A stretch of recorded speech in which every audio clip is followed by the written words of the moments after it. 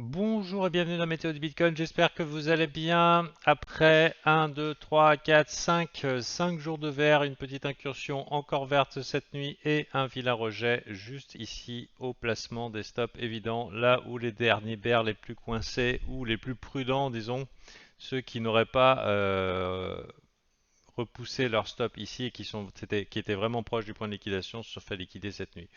Donc le job est fait. Donc bien sûr, le narratif dans cette montée, c'est le short squeeze. Et est-ce que c'en était un? Oui, c'en était un. C'en était un. Après, il y a plusieurs manières de faire un short squeeze. Si on regarde un petit peu les données qu'on a eues, il y a le short squeeze où c'est trop chargé de short et ça monte tout seul. Et puis il y a l'opération gros achat. Hein, c'est deux choses différentes. Et là, on a eu la combo des deux. On a eu opération gros achat avec la force et le budget déployé nécessaire pour aller chercher ces liquidations. Et oui, le short squeeze a eu lieu. Et oui, nous assistons à un swing failure pattern ici, c'est-à-dire une chasse au stop. Elle a été faite, le mal est fait, enfin les bears ont été niqués, ils ont été niqués cette nuit. Donc maintenant que ce rebond normal, technique sur les marchés, quand il y a des gens qui sont trop dans un biais ayant eu lieu, maintenant que on a kill les bears les plus exposés, la question c'est ce qui se passe, c'est la suite.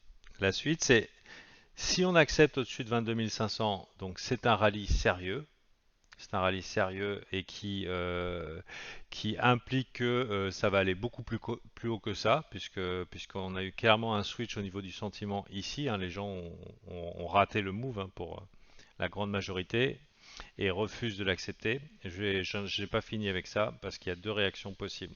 Donc maintenant, le kill a été fait, c'était la cible prioritaire. Oui, ouais, oui, non, peut-être. Ce qui a été acheté là a été vendu ici ou en tout cas potentiellement vendus dans les liquidations, donc des acheteurs forcés. Donc ça étant fait, maintenant, est-ce que ça veut dire qu'on est parti pour du up only ou down only, ou est-ce que c'était juste un bull trap avant le gros massacre 30 à 32 dans les 18 000, dans les 17 000 et tout. Donc là, il va falloir un petit peu d'observation. Personnellement, j'ai un biais bullish. J'ai un biais bullish, mais qui nécessite l'épreuve du dip. Voilà. L'épreuve du dip, c'est quoi? C'est que ça, c'était extrêmement boule. Et tant qu'on n'avait pas tapé ici, il fallait viser boule, boule, boule, boule. Ça me fait un petit peu chier que c'est rejeté cette nuit. Je m'attendais plutôt à beaucoup mieux. Mais bon, c'est le jeu, ma pauvre Lucette. Maintenant, on s'adapte. Le kill ayant été fait, si on continue vers le haut, et je pense que par exemple, le long terme, avoir du spot, c'est plutôt pas mal. Hein. Enfin, quand je dis long terme en crypto, c'est pour quelques mois. Hein. On réavisera en temps voulu. Euh, Ici, maintenant, on est à 2 jours du merge et n'en déplaise à beaucoup, il y a de probables chances que de la même manière que là, on est réagi sur une zone de squeeze, en une zone de liquidation, il y a une bonne raison qu'on puisse s'attendre à un dip post-merge hein, sur Ethereum. Donc appuyons à ça un potentiel dip sur Bitcoin, qui il n'y a pas eu de dip encore. Et du coup, donc peut-être quelques petits jours baissiers dans les cryptos. Alors pour Bitcoin, je pense qu'il est très fort et j'aimerais le voir quand même visiter les 21 100 à 21 800. C'est une zone dans laquelle je vais être intéressé. Et l'épreuve du dip est la suivante. C'est que si jamais ça achète la frustration d'avoir raté le move.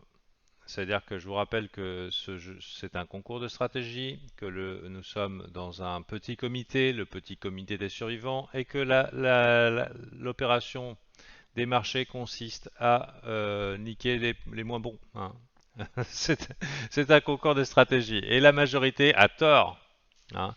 Donc là, la majorité n'y a pas cru, c'est monté. Si jamais sur un dip, la majorité croit que c'est un bear trap, c'est foutu. Hein. S'ils croient que non, non, c'était le bottom et la frustration d'avoir raté le move là et ils se mettent à acheter tous les dips ici, et bah, globalement, bah, c'est bon, on est reparti pour plus bas, hein, tout simplement parce que les gens vont. Faut pas oublier que long terme, on est en baissier là. Hein. Donc si jamais Les gens buy the dip là pendant la descente par la frustration. Globalement, on est cuit, hein. La thèse du rallye, elle est relativement foutue.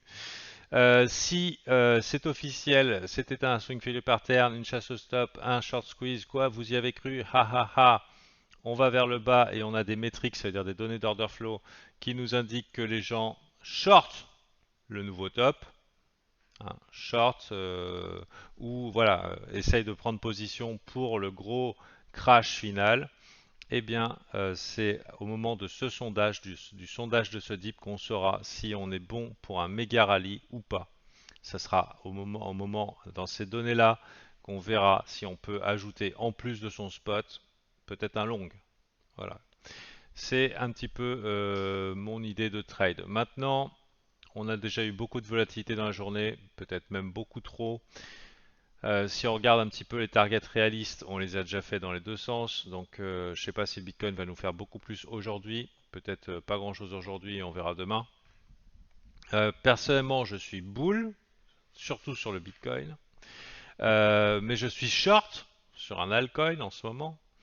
J'attends de voir si on peut pas avoir un dip ici sous cette triple liquidation potentielle. Ici, vous voyez, il y a trois lots. Voilà. Au moment où on se parle, on a un petit shift au niveau du sentiment. Vous voyez un petit peu par ici, on commence à avoir un funding positif, notamment au moment final, au moment du push final. Ici, on a eu un dip aussi, on voit un petit funding qui monte au niveau du positif et au niveau des long short ratio, le mal a été fait, c'est-à-dire le mal, on a tué les bears et là, shift au niveau du sentiment, vous voyez le long short ratio qui commence à passer haussier. Donc, ce qui me laisse supposer que on est déjà dans des conditions qui seraient favorables à un dip et maintenant, ce que je veux voir, c'est est-ce que les gens vont prendre ce dip comme une opportunité de short ou est-ce qu'ils vont le voir comme une opportunité d'achat. Donc ce sera la réponse à ce sondage de sentiment, puisque la majorité a tort, qu'on saura s'il faut lâcher ses cornes de boule et reprendre ses papates d'ours, ou s'il va falloir double sur le Bitcoin. Voilà un petit peu. À noter que si c'est pas aujourd'hui, ça peut être demain. Qu'est-ce que j'entends par demain? C'est que personnellement, demain, il y a le CPI, c'est-à-dire les chiffres qui notent le coût des prix des choses aux États-Unis et notamment ce qui nous aide à mesurer l'inflation. En général, ce sont des événements qui sont volatiles, ce qui veut dire que même si le BTC est bull, on pourrait très bien aller niquer ceux qui ont fait des shorts x20, x25 ou x50 dans cette zone-là, hein. Et puis peut-être même ceux qui ont fait un petit peu plus court, ce qui nous emmènerait par là, hein, la fameuse zone entre 21 100 et 20 800 qui pour moi seront une opportunité de regarder avec attention ce qui se passe, voir s'il n'y a pas possibilité de tenter quelque chose comme ça. Je vous rappelle que ma thèse est la suivante, c'est que si ici j'ai les données d'order flow qui sont cool, intéressantes, je peux envisager un long et une acceptation au-dessus des 22 500. Pour moi, c'est l'Eldorado pour El Bitcoino. Donc voilà, il n'y a pas, pour moi, si vous êtes en position, il n'y a pas vraiment besoin de raison de sortir. Vu que moi je scalp et je détrade, je change souvent de position parce que quand je vois un truc court terme très évident, bah, j'évite de rester la tête sous l'eau, ça sert à rien. Je me repositionne un petit peu plus tard si je peux. Mais en tout cas, voilà, le biais pour l'instant est bullish. Maintenant, on regarde un petit peu ici. Au niveau des points de contrôle, c'est-à-dire des zones de gros volume, ici, tout ça, ce sont des shorters coincés. Et à mon avis, ils n'ont pas tous été liquidés ici. Il ne faut pas rêver. D'ailleurs, parmi les plus têtus, j'imagine qu'ils ont mis leur stop là. Ce qui veut dire que pour moi, ah oui, j'ai oublié de dire les chiffres du CPI, c'est de la volatilité, donc ça augmente la thèse du dip, mais il y a la volatilité, mais il y a aussi autre chose. C'est que je pense que l'inflation a piqué. On nous parle de l'inflation tous les jours, là là, c'est affreux, machin, dans les pubs, Leclerc, à la télé, ouais, bon, l'inflation, machin et tout. Et ça y est, c'est officiel, donc ils vont nous faire les poches, hein, les gouvernements, Macron et compagnie, le maire, l'inflation, ouais, ouais, ça va pas changer, on va continuer à vous faire les poches. Mais en réalité, les chiffres de l'énergie, les chiffres des commodities ont chuté et on devrait voir et des matières premières, on devrait voir normalement, enfin ils ont chanté, ne serait-ce que temporairement, hein, c'est peut-être qu'un plus bas sommet, hein, mais en tout cas pour les chiffres de mardi, on devrait avoir des signes que l'inflation a baissé. Et du coup, ce qui amène la thèse du on continue vers la hausse, donc peut-être volat, continuer vers la hausse, c'est un petit peu ce que j'attends. Et si ça se passe autrement, bah, ça se passe autrement, hein. Ce ne sont pas des conseils d'investissement. Chacun gère son argent comme il veut. Vous êtes même pas tenu de vous glisser là-dedans. Voilà, en tout cas, ça va être une période intéressante et encourageante. Je pense que ça va être mieux du côté boule. Et on va voir un petit peu comment ça se passe après. Profitez bien du dip. Pas trop grosse couille sur le short de votre vie, hein. Enfin, c'est vous qui voyez, mais à mon avis, ça va être un bear trap. Il y en a qui pensent que ici c'est un bull trap. Moi, je pense que c'est un bear trap si on va vers le bas. Et ensuite, on est good.